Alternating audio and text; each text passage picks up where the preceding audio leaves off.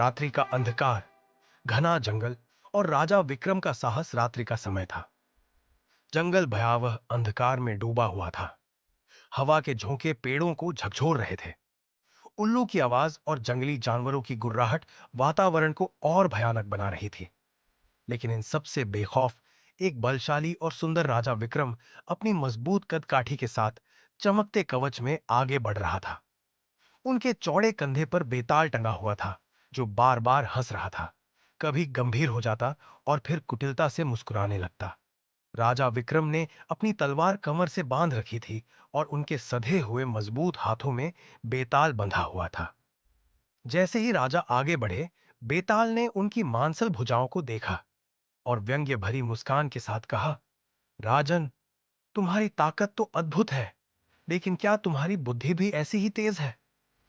राजा ने मौन धारण किया, क्योंकि वह जानते थे कि अगर उन्होंने कुछ कहा तो बेताल फिर से उड़कर उसी सिरस के पेड़ पर लटक जाएगा।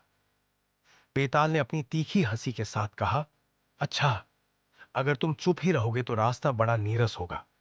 चलो, मैं तुम्हें एक कहानी सुनाता हूं, लेकिन याद रखना, अगर तुमने उत्तर दिया तो मैं फिर उड़कर पेड़ पर चला जाऊंगा। राजा विक्रम बिना रुके आगे बढ़ते रहे। उनकी तेज चाल और प्रभावशाली शरीर देखकर ऐसा लग रहा था मानो वह किसी भी परिस्थिति का सामना करने के लिए तैयार हो। बेताल ने कहना शुरू किया, बहुत समय पहले एक नगर में एक अत्यंत सुंदर कन्या रहती थी। वह इतनी सुंदर थी कि जब वह चलती तो ऐसा लगता जैसे बादलों के बीच चंद्रमा चल रहा हो। उसके रूप की चर्चा दूर दूर तक थी और उसके लिए कई राजकुमारों और योग्य युवकों के विवाह प्रस्ताव आते थे।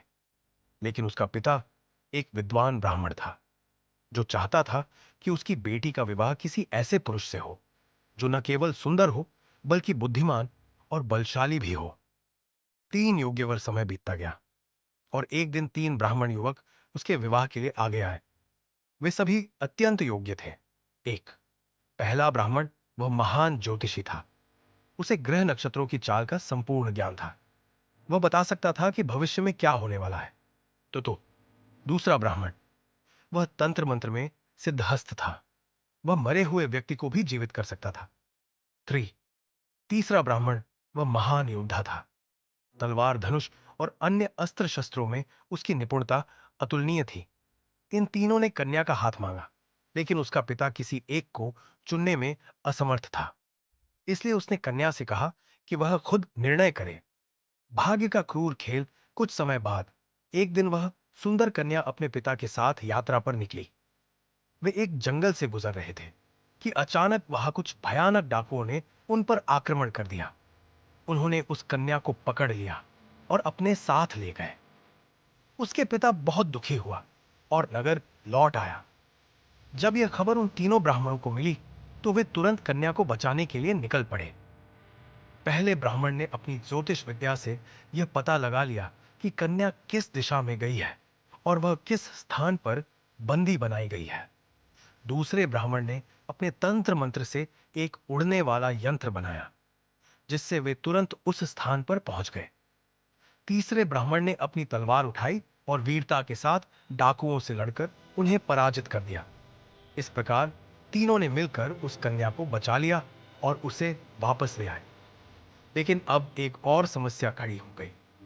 कन्या का विवाह किससे हो?